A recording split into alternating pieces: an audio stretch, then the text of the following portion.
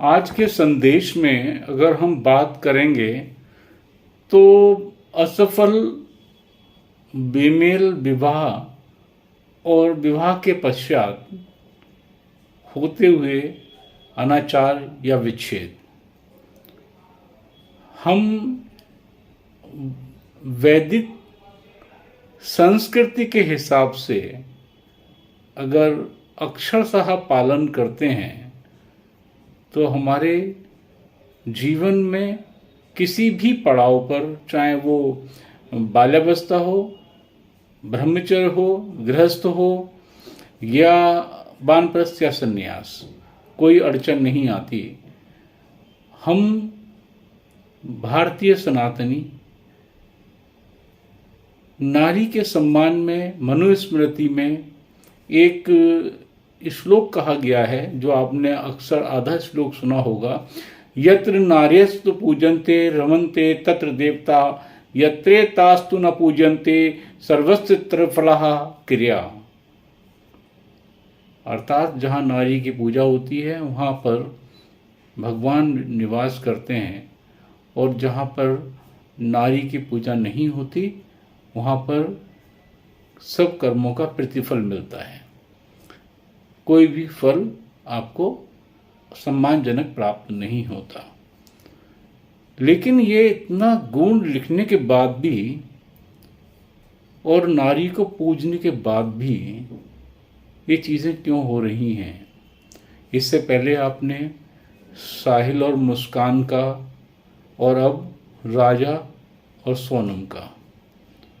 इसके पीछे का अगर आप कारण जानने की कोशिश करेंगे तो देखेंगे कि हम कुंडली मिलान तो कर लेते हैं, नेट से, इंटरनेट से खुद ही कुंडली मिलवा ली या किसी ज्योतिष से, लेकिन क्या हम उन गूढ़ चीज़ों को समझ पाते हैं? हमारे यहाँ मुगलों के शासन के बाद में विवाह का प्रचलन रात्रि में हो गया, जबकि वैदिक रीति के हिसाब से देवताओं का आह्वान दिवस में ही किया जा सकता है, दिन के समय ही किया जा सकता है। रात्रि को असुरों का या दानवों का समय कहा गया है। इस केस में भी आप देखें तो ज्योतिष के हिसाब से मांगलिक होने के लिए बताकर, और उन्होंने अपनी गणनाएं सही की, लेकिन विवाह हमारा रात को हुआ, जिसके कारण चीज़ें हमारे अनुरूप नहीं रहीं। आप देखेंगे कि हम अपनी वैदिक रीति में खुद ही छेड़छाड़ कर रहे हैं, और जिसका परिणाम हमें प्रतिफल के रूप में प्राप्त होता है। यज्ञ और पूजा दिन के अवसर में करके, देवताओं का आह्वान करके, उनके आशीर्वाद लेके, सप्तपदी के अनुसार फेरे लेकर पूरी की जाती है। ये घटनाएं आज ही क्यों हो रही हैं? क्योंकि हम अपनी संस्कृति को, अपने संस्कार को भूलते जा रहे हैं और उनका सही ढंग से अनुसरण नहीं कर रहे हैं। ये आप लोगों से विनती है कि आप वैदिक सनातन रीति को अपनाएं, रात्रि की बजाय दिन में देवताओं का आह्वान करते हुए यज्ञ करें, फेरे लें और विवाह संपन्न करें।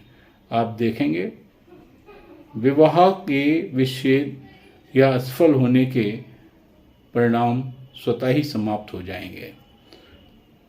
मैं संत समाज की ओर से करबद्ध निवेदन करता हूँ सभी वैदिक सनातनी भाई बहनों और अनुयायियों से कि अपने पुत्र पुत्रियों का विवाह सुबह दिन के अवसर में ही करें, और उनको चिरंजीव, आयुष्मान, सौभाग्यशाली बनने का अवसर भगवान के द्वारा प्राप्त करवाएं। आपका बहुत बहुत धन्यवाद। और मुझे पूरा यकीन है, ये उम्मीद है, आशा है कि आप इसका अनुसरण करेंगे। भारत माता की जय। धर्म की जय हो, अधर्म का नाश हो, प्राणियों में सद्भावना हो, जगत का कल्याण हो। भगवान सब पर अपना आशीर्वाद दें।